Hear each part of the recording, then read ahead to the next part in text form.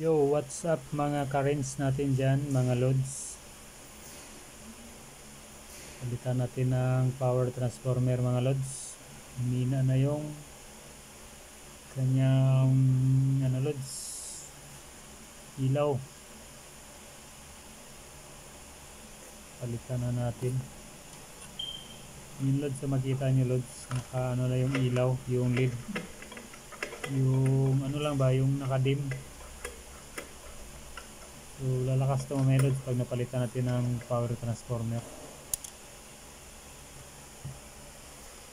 Tanggal na natin yung ilaw loads. Isang piraso, 1, 2, 3, 4, 5, mga 9 na piraso na LED.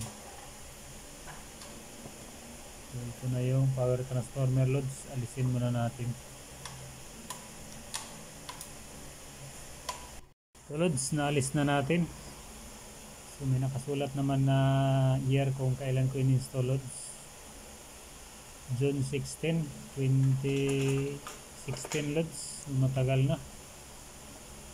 Ito yung papalit natin loads, power LED drive na ang kanyang output ay milliampere 34. Dito loads yung 12 volts.